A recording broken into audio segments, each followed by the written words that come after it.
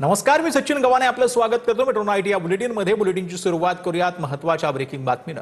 वरळी डोममधील बैठकीत अजितदादांकडून संग्राम जगतापांची कान उघडणी करण्यात आली.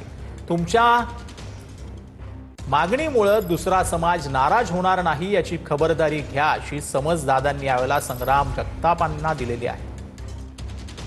मी त्याच्या संदर्भामध्ये आम्ही नोटीस त्याला काढली.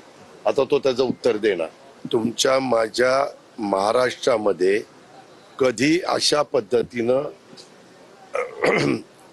वेगवेगळ्या समाजामध्ये एवढं असं अंतर पडलेलं आपण कधी पाहिलं नाही. त्यावेळेस दुसरा पण कोणी दुखावला जाणार नाही याबद्दलची पण काळजी सगळ्यांनी घेतली पाहिजे. त्या नोटीसवरतीच आज चर्चा नेते मंडळांची झालेली आहे, विशेषतः अजितदादांची देखील झालेली आहे.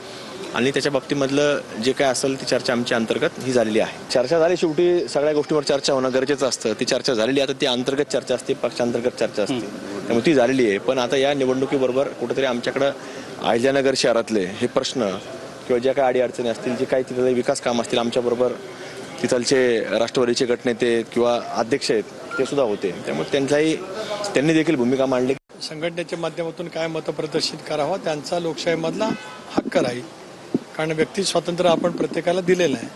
परंतु पक्षाचे निर्णय पक्षपातीवरती पक्षाच्या कोर ग्रुपमध्ये होतात आणि ते काय कोणाच्या सल्ल्याने होतात अशातला काय भाग नाही. हे निर्णय पक्षाची एकंदरीत संख्याबळ, प्रादेशिक समतोल, इतर सर्व गोष्टीचा विचार करून पक्ष त्या संदर्भातला निर्णय घेत असतं. संग्राम जगताप, मी आणि राष्ट्रीय अध्यक्ष अजितदादा आमची या विषयावरती सखोल चर्चा झालेली.